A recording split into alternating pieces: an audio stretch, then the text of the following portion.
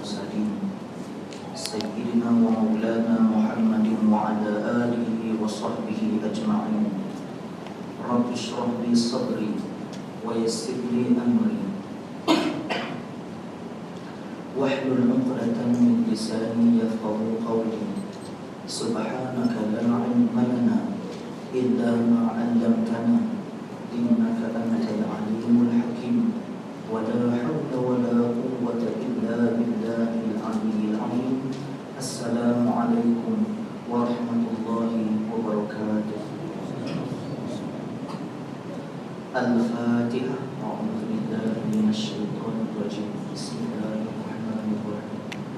الحمد لله رب العالمين الرحمن الرحيم مالك يوم الدين إياك نعبد وإياك نستعين اهدنا الصراط المستقيم صراط الذين أنعمت عليهم غير المغضوب عليهم ولا الضالين.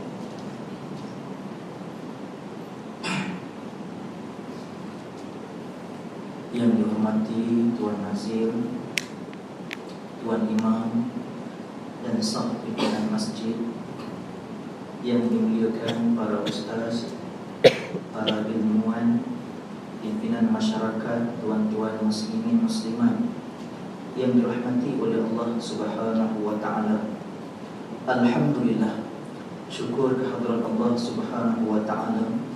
Pada malam ini Allah bagi lagi kesempatan kepada kita bersama-sama dalam majlis ilmu yang semoga perkongsian pada malam ini memberikan kebaikan dan kebajikan di sisi kita dan di sisi Allah Subhanahu wa taala, insya-Allah.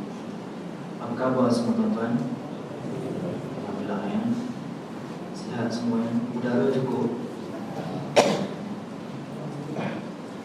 Kita masih membicarakan berkenaan dengan kelebihan selawat kepada Nabi Muhammad sallallahu alaihi wasallam.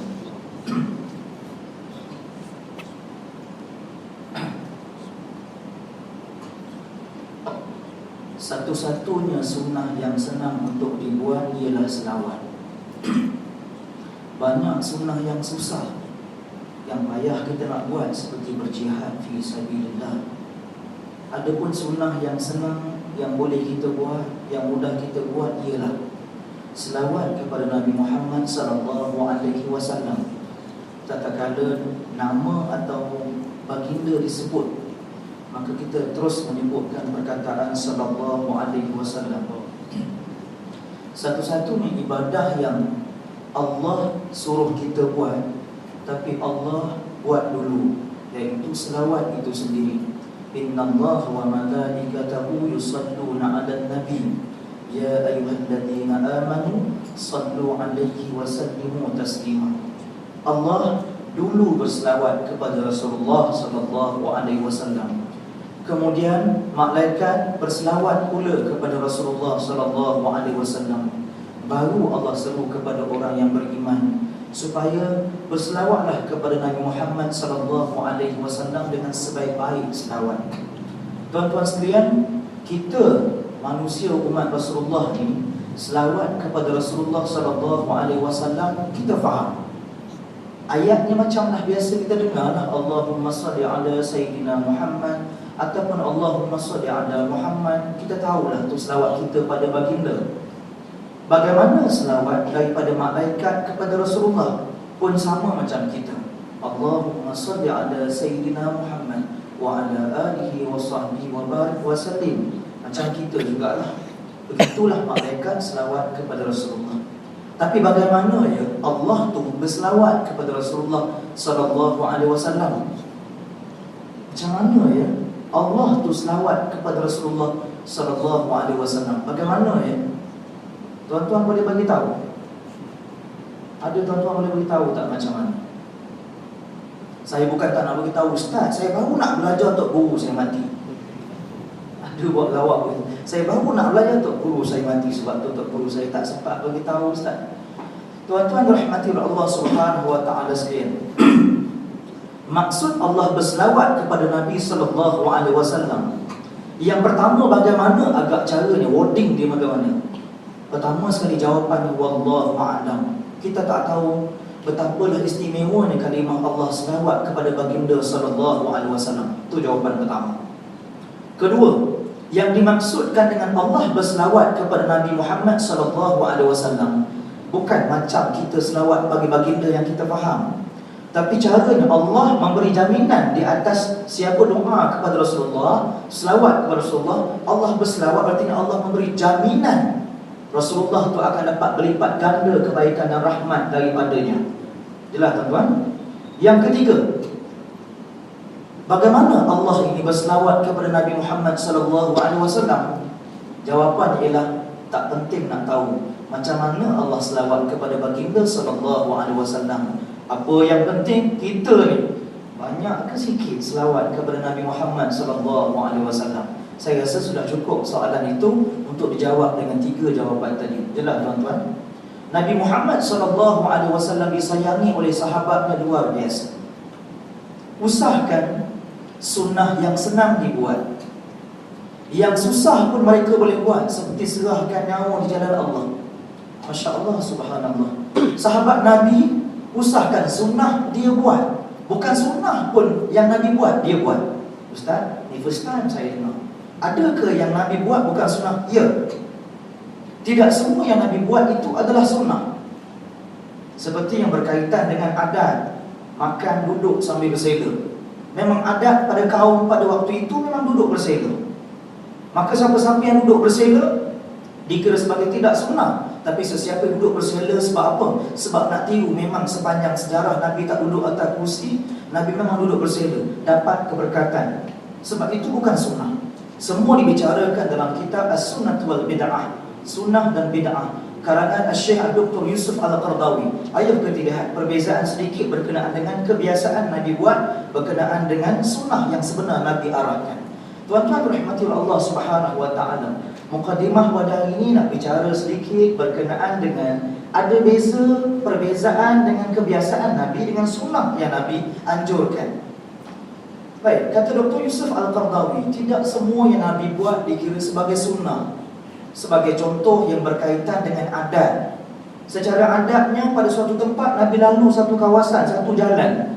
Itulah jalannya yang memang senang untuk pergi ke suatu tempat. Siapa-siapa yang lalu jalan di situ tak dikira sebagai sunnah, sebab adatnya memang itulah tempat lalu lalang orang. Sebagai contoh lain, di antaranya Nabi naik unta. Nabi naik unta sebagai suatu kenderaan di zamannya, tak dikira sebagai sunnah. Kenapa? Itulah kenderaan di zamannya. Jelas tuan-tuan? Yang berkaitan dengan kebiasaan, perbuatan yang dilakukan. Apa lagi? Yang berkaitan dengan kegemaran. Nabi Muhammad SAW dalam riwayat suka makan roti yang dalamnya ada daging. Itu adalah hobi, bukan hobi lah, kita sebut makanan kegemaran. Dia bukan sunnah. Tetapi siapa yang suka makan apa yang Nabi suka, dapat pahala, walaupun bukan sunnah. Jelas tuan-tuan? Sebagai contoh, Nabi suka makan apa? Kalau kambing ke, lembu ke, atau binatang, terutamanya kambing, Nabi suka makan kambing. Maka kambing ada 4 kaki. Kaki kat depan tu ada daging bawah tu. Yang itulah daging kesukaan Nabi. Kita tak dianjurkan untuk dikatakan siapa yang makan daging bawah kaki tu, bawah paha bawah tu dikira sebagai ikut sunnah. Tidak. Itu makanan kegemaran Nabi. Tapi sesiapa yang suka makan apa yang Nabi suka, dapat pahala keberkatan. Tanda sayang kepada Nabi Muhammad sallallahu alaihi wasallam. Oh, tuan-tuan sekalian, sahabat benda-benda macam ni semua ditiru. Rasulullah sallallahu alaihi wasallam suka makan labu air dalam riwayat yang sahih. Tidak disunnahkan untuk makan labu air, kata Syekh Dr. Yusuf Al-Qardawi. Tidak disunnahkan, tapi siapa-siapa yang makan labu air dikira sebagai besar pahalanya. Sebab apa? Tunjuk sayang, suka makan apa yang Nabi suka. Tuan-tuan sekalian, bila sebut pemakanan sunnah pun kena jaga. Rasulullah SAW makanan kebiasaannya memang tamar. Kalau kita makan tamar macam biasa, duduk depan TV atau makan macam jajan, tak kira sebagai sunnah. Tapi kalau diikat dengan ibadah, contoh sebelum buka puasa, sedia 3 biji kurma, makan dulu kurma, barulah kita makan makanan lain, baru dikira sebagai sunnah. Jelas tuan-tuan sekalian? Sebab apa? Sebab kata Syekh Dr. Yusuf Al-Qardawi, semua itu merujuk kepada kebiasaan Nabi. Dia bukan sunnah. Adapun siapa yang suka nak buat, tetap dapat pahala, berkat. Sebab apa? Suka buat apa yang Nabi pernah buat. Riwayat menyebutkan beberapa kisah orang yang sangat teruja dan orang yang sangat suka kalau boleh nak tiru apa yang pernah Nabi buat. Di antaranya Abdullah bin Umar radhiyallahu anhu maqal, iaitu ialah Nabi Umar, anak Sayyidina Umar, Abdullah bin Umar. Abdullah bin Umar ni di antara sahabat yang boleh kita sebut sebagai photostat. Apa yang datang daripada Nabi semua dia buat. Cerita yang pertama diriwayatkan dalam Bukhari, bagaimana Abdullah bin Umar kalau solat pada waktu panas dia buka butang baju. Bukan seorang ikut dia, sebab Abdullah bin Umar tok guru. Bila mana dia buat begitu, maka ramailah orang ikut. Maka dia tanya, wahai Abdullah bin Umar, ni apa cerita dia tengah solat dia buka baju ni? Ni apa cerita? Tuan-tuan bayanglah Tok Imam tengah solat buka dada. Oh, buat undi baru, tukar Tok Imam baru. Apa dia sebabnya? Tak siqah Tok Imam buka dada. Tuan-tuan sekalian, Abdullah bin Umar waktu dia solat musim panas, dia buka butang baju. Kemudian pula ramai orang mengikutnya, sebab Abdullah ni akan diikuti oleh sahabat ramai. Disebabkan Abdullah bin Umar ini biasanya dia tiru bulat-bulat apa Nabi buat. Maka berkata Abdullah bin Umar, aku pernah melihat Nabi SAW sedang solat di musim panas. Baginda buka butang sebab panas. Itu bukan sunnah, tetapi dia tahu, okey kalau tak ikut apa yang Nabi buat, dia buat. Masya Allah, tuan sekalian. Maknanya tuan sekalian, bukan sunnah pun sahabat buat sebab terujanya, sayangnya kepada Nabi Muhammad SAW. Abdullah bin Umar, kisah yang kedua, bagaimana kadang-kadang Abdullah bin Umar jalan satu jalan. Ada dua jalan, ada jalan A, ada jalan B. Sengaja nak ikut jalan A, sedangkan jalan B mungkin lebih baik.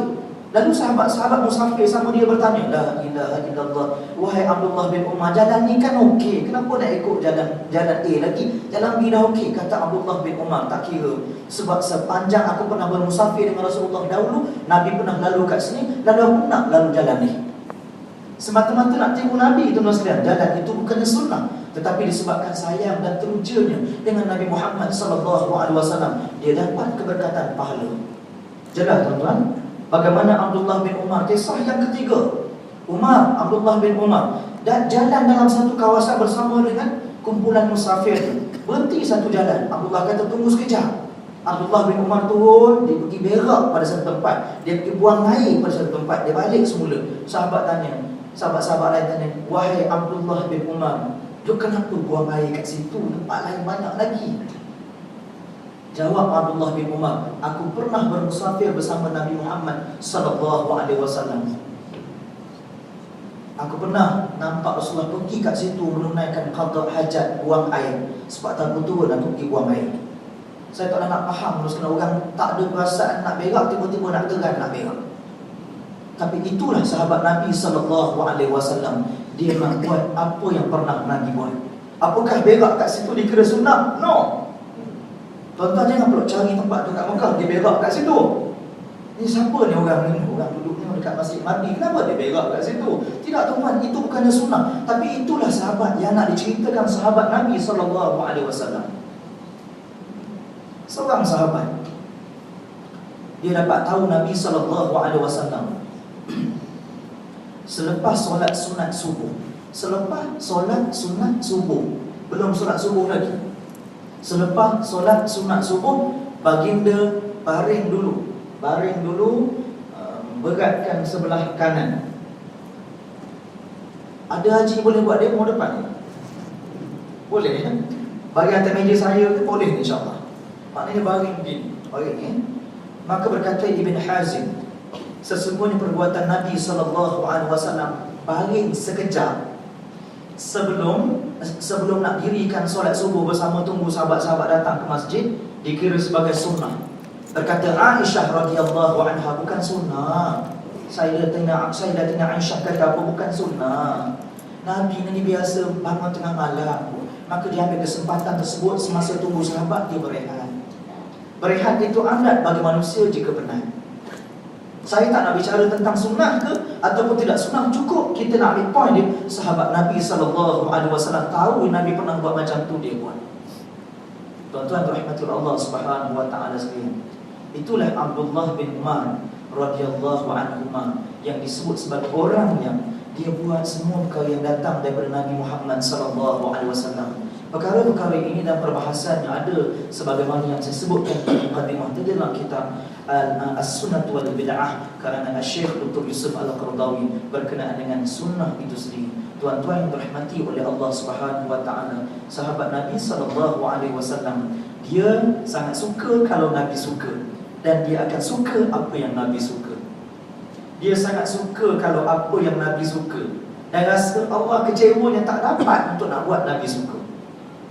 Sebab bagi mereka apa? No, dia nak Nabi kenal dia di padang mahsyar ketika mana susah nanti berkeadaan manusia yang penuh dengan hiruk pikuk di kesusahan padang mahsyar. Riwayat daripada Muslim pernah menyebutkan, malam ni tajuk apa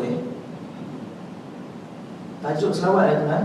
Sejak kita sambung dah teringat nak cerita ke tahun depan kita cerita tu.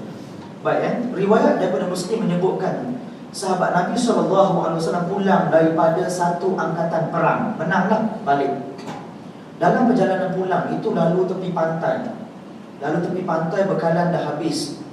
Bila bekalan dah habis tuan-tuan sekalian, maka nampaklah seekor ikan paus yang terdampar. Besar sangat-sangat.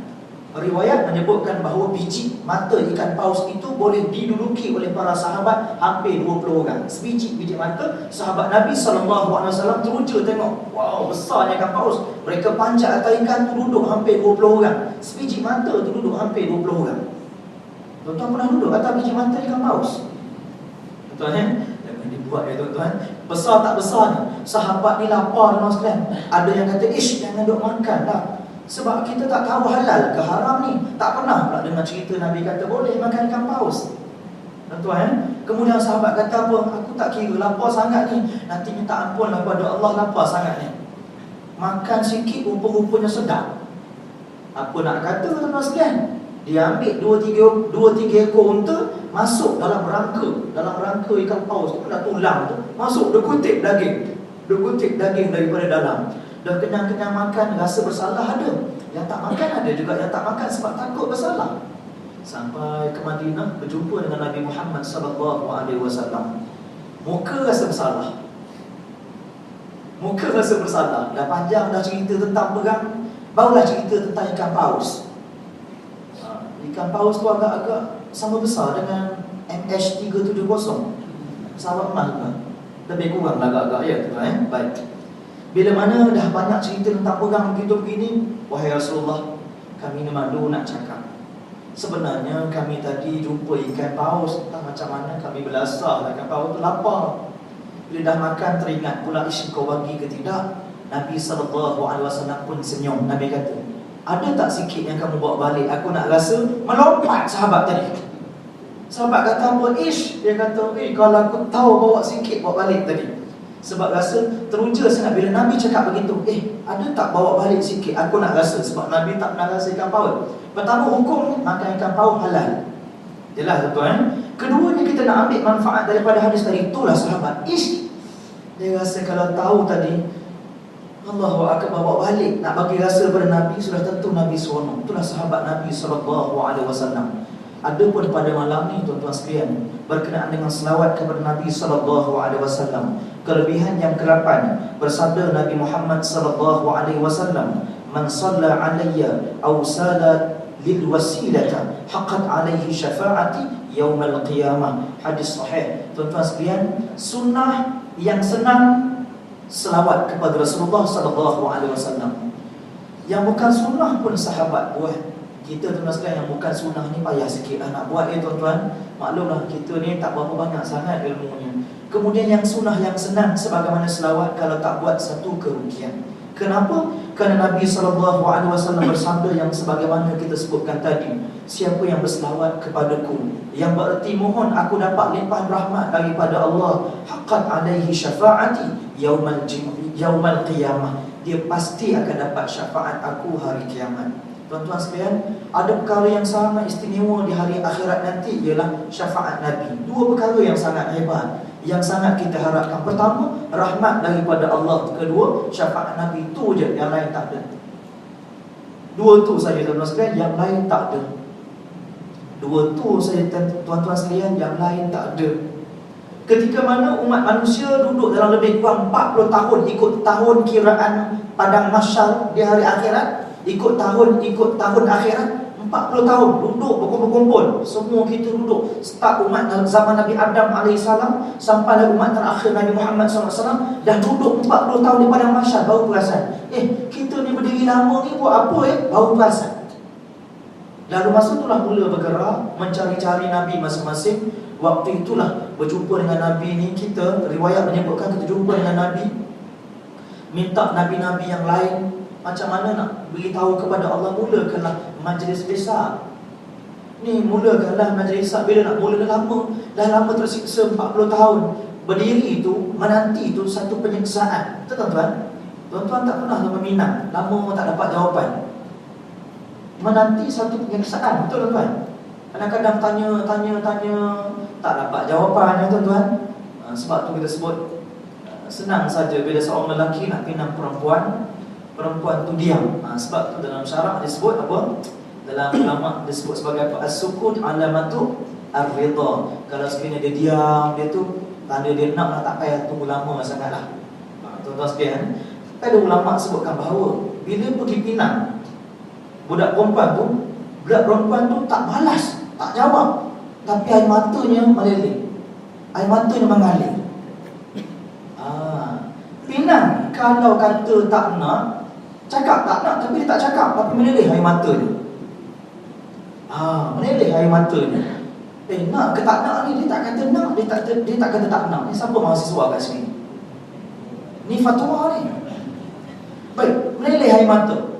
Ni macam mana, nak ke tak nak? Nak diam tu tanda redha lah, tapi kita tengok dia diam juga kan, tapi air mata tu mengalir. Macam mana? Waqala Ustaz Tuan Ibrahim bin Tuan Wan. Ustaz Tuan Ibrahim kata apa? Pergi si ibu tadi rasa air mata yang turun daripada mata budak perempuan tadi. Kalau air matanya sejuk, tanda dia nak. Jangan beritahu perempuan, ni sama-sama rahsia gitu ya. Tapi kalau rasa suam itu, dia tak nak lah tu. Tuan-tuan baik, ni sama-sama kita tahu. Yang untuk yang belum kahwin je. Yang dah kahwin cerita lain. Tuan-tuan rahmatullah Allah Subhanahu wa taala gurau tuan. Ustaz Tamrin beritahu begitulah, dia kata ada ulama mengatakan bahawa ukuran pada air matanya, sebab air mata ini dia ada nilai pada syarak. Dia walaupun dia tumpah, dia ada makna sedih, dia ada makna suka. So dalam kajian psikologi Islam pun dia memainkan peranan. Untuk lebih tentang rahsia air mata, kita jumpa dan kita bincang 10%. Tuan-tuan sekalian, ada isu berkenaan air mata. Masya Allah, hebatnya makhluk Allah dikatakan sebagai air mata. Tuan-tuan dirahmati oleh Allah Subhanahu wa taala sekalian.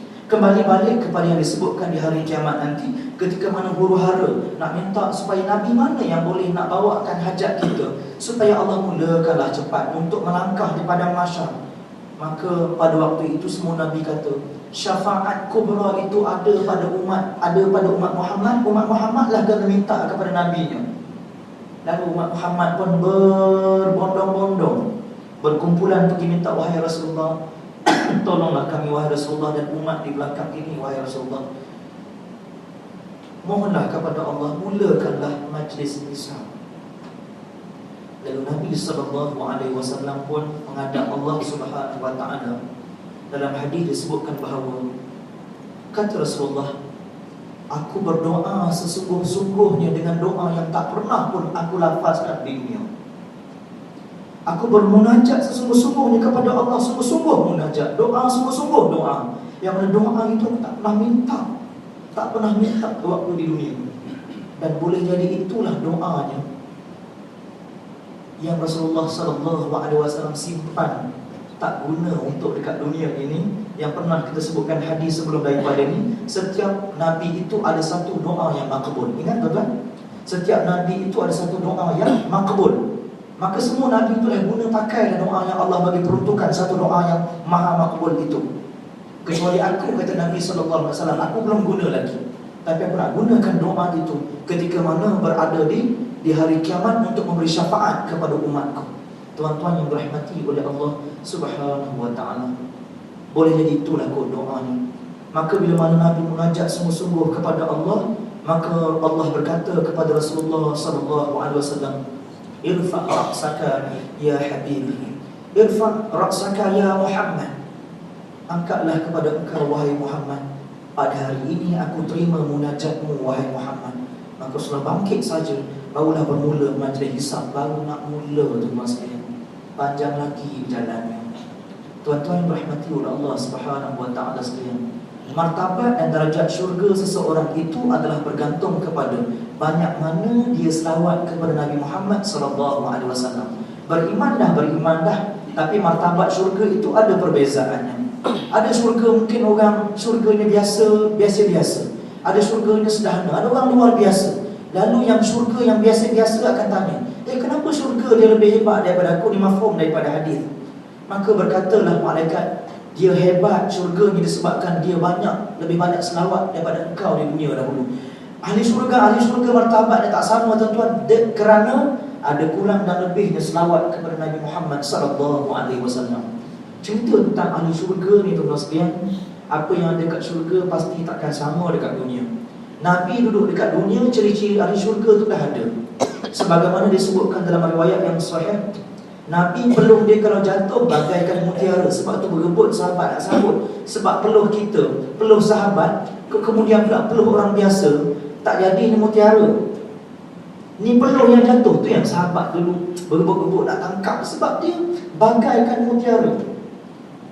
Sedangkan itulah hakikat calon-calon ahli syurga memang. Di syurga nanti peluh-peluh ahli syurga tu memang dia bagaikan mutiara. Bahkan wanginya bagaikan kasturi. Peluh Nabi wangi, badan Nabi wangi meskipun tak letak minyak antar. Tuan-tuan sekalian, maknanya ciri-ciri ahli syurga tu dah ada ketika mana Nabi dah duduk dekat dunia. Najis Nabi bila buang sahaja terus dimakan oleh tanah. Terus sebab apa? Sebab Nabi tak meninggalkan kekotoran. Di syurga begitu juga keadaannya. Ahli syurga tidak meninggalkan kekotoran. Apa yang makan tidak meninggalkan kekotoran. Dalam hadis tuan-tuan pun tahu, hakikat Nabi itu duduk kat dunia dah nampak. Itulah ahli syurga yang sebenar. Dan contoh pun dah ada nampak. Nabi SAW lalu di mana-mana jalan, pastinya jalan itu akan berbau harum. Budak-budak yang sedang bermain, kalau sekiranya nak kenal siapa yang Rasulullah ada pegang kepala dia tadi, budak tu bau wangi. Dan ramai-ramai budak bermain ya tuan-tuan, zaman Rasulullah SAW, riwayat Imam Tirmidzi. Bagaimana tengah-tengah bermain, sahabat boleh cam, mesti tadi Rasulullah lalu kat sini pegang kepala engkau sebab engkau ni wangi. Masya Allah tuan sekalian, subhanallah, Allahu Akbar. Anak kita main ramai-ramai nak wangi. Kalau main tengah-tengah padang tuan-tuan pula sentuh, pakai musuh anak tu tuan-tuan. Nak disebutkan bahawa nampak contoh ahli syurga tu Allah tunjukkan dah yang itu ada. Di antara kelebihan ahli syurga ini kita boleh simpan rasa apa yang kita nak cakap pada Allah di syurga nanti, yang perkara itu dah biasa kita buat kat dunia. Kalau rasa dekat dunia ni suka sangat apa, kat dunia tu tuan-tuan suka apa? Makan rasa, tak apalah. Katalah nak makan rasa, boleh minta tu cerita bak makan. Tapi ada perkara-perkara yang memang, kalau dalam Quran disebutkan bahawa ahli syurga ini ada masanya dia rasa teringin nak balik ke dunia sekejap. Sebab naluri kita ni dia masih ingat ke kampung. Itulah kalau makcik-makcik ya, kadang-kadang anak bersalin, dia tak lama nak duduk rumah menantu dia. Anak ada bersalin, dia terfikir apa? Terasa tak boleh duduk lama lah kat bandar ni. Dia teringat juga pokok serai dia dekat belakang jamban rumah dia. Betul tuan? Dia tak boleh tinggal sebab tu tempat dia. Dia tak boleh duduk lama. Tuan-tuan yang dirahmati oleh Allah, ahli syurga kata Allah dalam Quran ada masa dia teringin nak balik semula dekat dunia. Bukan nak duduk. Kalau ditanya oleh malaikat tanya memang tak nak duduk, nak pergi jalan-jalan tengok tempat yang biasa kita dapat jumpa saudara mara kan. Nak tengok tempat-tempat saja. Tapi bila fikir-fikirkan balik nikmat yang ada, dah dihilang, dihijabkan. Dihilangkan perasaan tu nak balik semula ke bumi, sebab dia mustahil nak balik semula ke dunia. Tuan-tuan sekalian, sampaikan perasaan ahli syurga itu tersimpan. Ada kala dia termenung dalam syurga. Jibril bertanya, wahai ahli syurga kesayangan Allah, sekarang dah sampai dekat syurga, Kenapa masih termenung? Kenapa masih termenung? Ini mafhum daripada hadis daripada Abi Hurairah radhiyallahu anhu, ada riwayat Muslim dan juga Bukhari. Mafhum dia cerita. Hadisnya panjang. Bagaimana malaikat bertanya, wahai ahli syurga, Allah kan sayang kepada engkau, kenapa termenung? Mintalah apa yang rasa tak cukup. Tuan-tuan mungkin minta laksa ke apa kot, mungkin minta apa, dia terpulang lah minta apa pun. Tapi orang ini dia kata apa? Wahai Jibril, ataupun wahai Allah, riwayat lain, wahai Allah, maknanya menyatakan hajat pada Allah. Apa lagi yang aku nak? Semua dah cukup dekat dalam syurga ni. Jibril tanya lagi. Tapi Allah suruh aku tanya, apa lagi kamu rasa belum cukup? Jawab lagi. Kalau kat syurga ni semua dah cukup, alhamdulillah, aku syukur sangat, kata di syurga. Sedangkan malaikat tahu ada benda terpendam tu, terpendam dalam hati tu. Dia nak bini lagi ke apa tak tahu. Tuan-tuan sekalian, baik, malaikat tanya ni, wahai ahli syurga, jangan segan nak bagi tahu kenapa Allah sentiasa menerima sebarang permintaan ahli syurga. Dengan rasa malu ahli syurga tu kata tadi, boleh ke kalau aku minta benda yang aku pernah buat dekat dunia? Ya, silakan, kata Jibril alaihissalam. Riwayat lain sebut malaikat jaga syurga. Dia kata apa? Kalaulah boleh kau sediakan aku beberapa biji benih, aku teringin sangat nak bercucuk tanam dekat dalam ni. Sebab kerja aku dulu bercucuk tanam. Sah, ahli syurga ni orang mati. Orang mati, kalau tak mati, felkra, felda. Tuan sekalian, yang rajin bercucuk tanam itu, tuan sekalian. Dia kata, boleh ke kalau aku minta biji benih? Sebab tangan ni rasa lama tak bercucuk tanam. Oh, dia teringat tabiat dia masa kat dunia dulu. Lalu Jibril kata lah, tu je ke?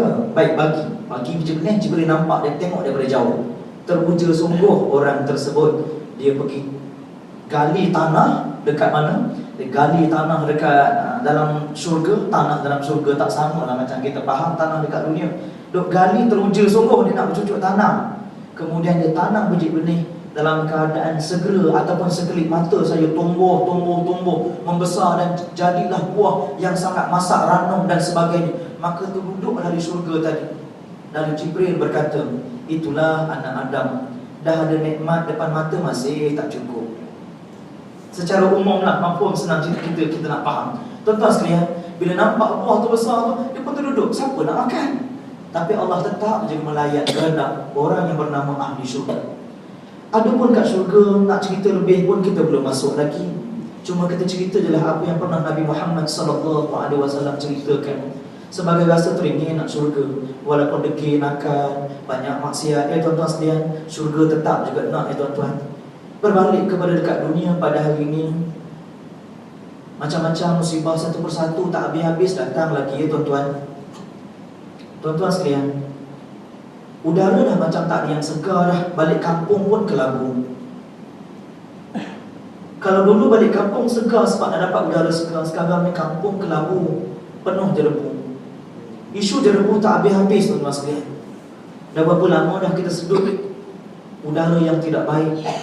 Kita orang Islam tak banyak cakap, cuma kita kata saja, dia juga bala daripada Allah. Udara dah tak segar. Kalau dulu seronoknya balik kampung, tuan-tuan, sekarang kampung dengan bandar lebih kurang, udara tak bersih lagi. Itu juga salah satu bala daripada Allah. Kemudian pula hujan tak turun-turun. Dah habis ulama' dah duduk tengah padang, solat di semua masjid. Habis ulama' dah, tuan-tuan sekalian, doakan supaya pada solat tersebut, solat istisqa tersebut, Allah turunkan hujan. Masih hujan segan nak turun. Macam Allah tahan, memang tak nak bagi turun. Semuanya bala daripada Allah Subhanahu wa ta'ala sekalian. Panas tak henti, tuan-tuan sekalian. Panasnya sangat luar biasa. Bila dah hujan tak turun, jerebu begitu begini, panas pula, datang pula penyakit yang lain seperti dengki. Berganda-ganda, tuan-tuan sekalian, masalah dengki. Satu lagi musibah daripada Allah. Soalannya, tuan-tuan sekalian, musibah ni apa sebabnya, tuan-tuan? Siapa puncanya, tuan-tuan? Siapa puncanya? Teringat saya bagaimana satu kisah di zaman Nabi Sulaiman AS. 2 tahun tak tumbuh hujan, 2 tahun tak turun hujan. Bayangkan, kita dah baru 2 bulan tu pun sekejap-sekejap sangat dah, air tak berubah sangat pun di empangan. Hujan lebat tapi air tak berubah di empangan, sebab panas tu dia statik, tuan sekalian. Masya Allah, tuan sekalian. Di zaman Nabi Sulaiman AS 2 tahun tak turun hujan. Maka Nabi Sulaiman AS diarahkan oleh Allah, wahai Nabi Sulaiman, himpunkan semua makhluk, munajat kepadaku, kata Allah. Buat solat, minta taubat sungguh-sungguh, nescaya aku akan turunkan.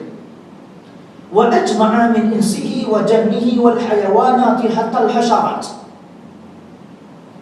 Nabi Sulaiman alaihissalam perintahkan kepada semua manusia berhimpun pada satu padang yang ditetapkan.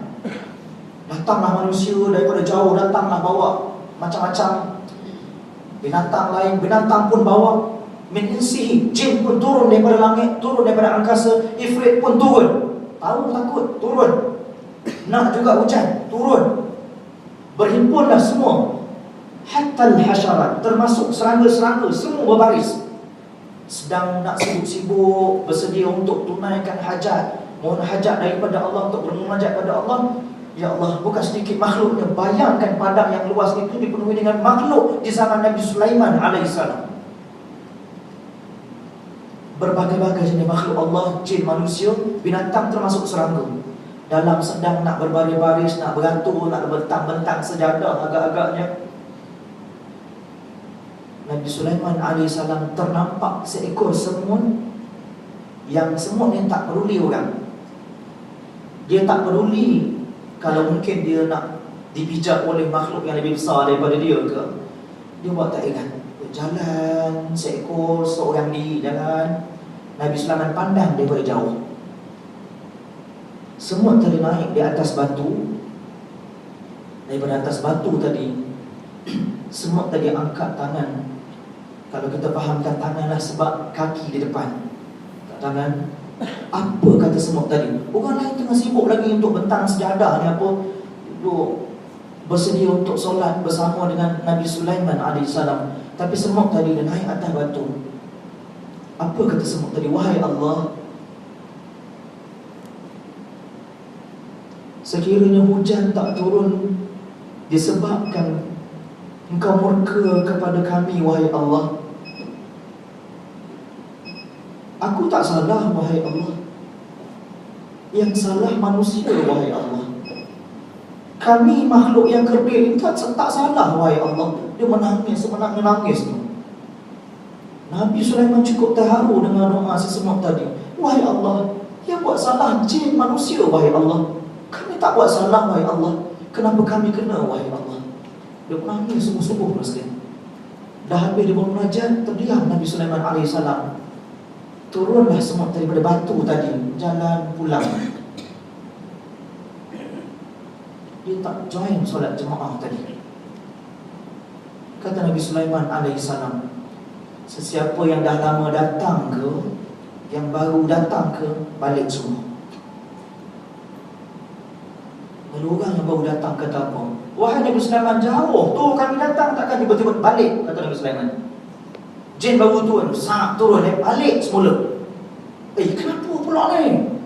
Tension pasal apa? Datang jauh-jauh, dia datang, dapat tiba-tiba sampai balik. Kenapa?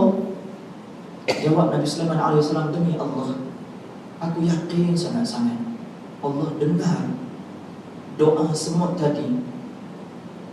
Yang semut itu sangat ikhlas. Selepas daripada Nabi Sulaiman cakap, turunlah hujan selebat-lebatnya, tuan-tuan sekalian. Dan boleh kita ambil walaupun kisah daripada Bani Israel. Nabi SAW pernah bersabda, balighu anni walau ayah, ceritalah daripada ku, kata Rasulullah, walaupun sepotong ayat, sepatah perkataan, sampailah pada orang. Wa hadithu an Bani Israel wala haraj, ceritalah tentang Bani Israel, tak salah, kata Nabi. Andai kata cerita itu ada manfaat untuk kita. Yang boleh kita ambil ialah, tuan-tuan yang dirahmati oleh Allah SWT sekalian, ada kalanya yang ramai yang solat, kadang-kadang Allah tak tahu pilih doa siapa di kalangan mereka, ya tuan-tuan. Kadang-kadang kita duduk kat bandar solat-solat, tahu bang kampung Allah terima doa ni. Tapi hakikatnya tuan-tuan sekalian, semua kita memunajat pada Allah SWT, kerana semua kita ni dosa dengan Allah SWT, ya tuan-tuan. Kalau kita nak fikir balik, apakah ini bala sebab ada grup anti hadis? Ya juga agak-agaknya, tuan-tuan, ya. Ke disebabkan ada mamat tu yang merasmikan program anti hadis? Pun ya juga ya tuan-tuan. Tapi tak kesudahnya nak mencari salah orang. Sebab ulama-ulama dahulu, mereka kalau berlaku bala menimpa kepada mereka, mereka akan kata apa? Apalah dosaku yang menyebabkan dosa ini Allah murka, dan kemurkaan ini Allah turunkan bala. Bala tu bukan aku saja yang kena, orang lain pun kena. Dia fikir dia dulu. Dia fikir apalah dosaku yang menyebabkan orang lain susah disebabkan bala yang Allah turunkan. Tuan-tuan sekalian, dia fikir apa tuan sekalian? Fikir diri sendiri dulu. Kita kalau boleh cari siapa ni? Mesti orang tu ni. Tuan-tuan sekalian, kita tahu kat orang lain je tuan-tuan sekalian. Muslimin yang dirahmati oleh Allah Subhanahu wa taala sekalian. Zaharal fasadu fil barri wal bahr bima kasabat aydin nas. Apa-apa sahaja yang ada masalah, musibah, sama ada di darat dan juga di lautan, semua berpunca daripada tangan-tangan maksiat manusia. Tuan-tuan sekalian, kata Allah Subhanahu wa taala, innallaha la yughayyiru ma biqaumin hatta yughayyiru ma bi anfusihim. Allah tidak akan ubah nikmat yang dah Allah bagi kepada suatu kaum, melainkan kaum itu sendiri derhaka kepada Allah, dia buat maksiat kepada Allah, baru Allah akan cabut nikmat tersebut. Itu tafsiran yang sebenar. Yang Melayu biasa tafsir macam mana? Allah takkan ubah nasib kamu. Kalau kamu nak pandai, kamu kena belajar. Kalau tak, Allah takkan ubah kamu. Kalau kamu nak kaya, kamu kena berusaha. Kalau tak, kamu tetap dengan miskin. Itu tafsiran Melayu. Tak ada satu pun dalam kitab tafsir cakap macam Melayu cakap. Tafsiran yang sebenar ialah Allah takkan ubah nikmat yang dah sedia ada, yang dah Allah bagi kepada manusia. Takkan ubah. Melainkan kalau manusia itu derhaka kepada Allah, manusia itu ingkar kepada Allah, baru Allah akan cabut nikmat itu, baru Allah akan ubah nikmat itu. Itu maksudnya. Kalau nasihat orang, ingat, Allah takkan ubah nasib kau. Bagilah motivasi macam mana sekalipun, betul pada maksud, tapi maksud itu bukan untuk maksud ayat Quran tadi. Kena faham. Tak ada seorang ulama tafsir pun bercakap begitu, tapi rasanya ramai dah bercakap begitu. Betul tuan-tuan? Ayo pada hari ini, start pada hari ini, insya-Allah kita kongsikan perkara yang baik. Saya pun lupa nak beritahu, dah lama nak beritahu, malam ni baru teringat. Tapi tak apa tuan-tuan, lepas ni kena faham. Bukan maksudnya boleh senang-senang cakap, maksudnya Allah takkan ubah ni. Mahasiswa nak belajar, kena study. Allah takkan ubah masa depan kamu. Kamu sendiri yang kena ubah masa depan kamu. Firman Allah, innallaha la yughayyiru ma biqaumin hatta. Bukan main lagi sebut tu, nampak macam betul tapi salah. Nampak macam betul tapi salah. Tuan-tuan sekalian, maksud nak bagi tazkirah ke, kemudian nak bagi motivasi, tak apa. Tapi kalau mengatakan itu maksud kepada ayat Quran tadi, salah. Jelas tuan-tuan, tidak ada satu tafsir pun yang bermaksud begitu. Yang maksud ialah Allah Subhanahu wa taala tidak akan cabut nikmat yang sedia ada kepada suatu kaum. Melainkan kalau kaum itu berpaling daripada Allah, derhaka buat maksiat pada Allah, Allah akan tarik nikmat, tukar pula kepada bala. Na'udzubillah min zalik. Saya rasa setakat saja ikut malam ini, insya-Allah. Kemudian sempat yang ke-8, syafaat Nabi sallallahu alaihi wasallam, insya-Allah kita akan sambung pada perjumpaan yang akan datang, insya-Allah.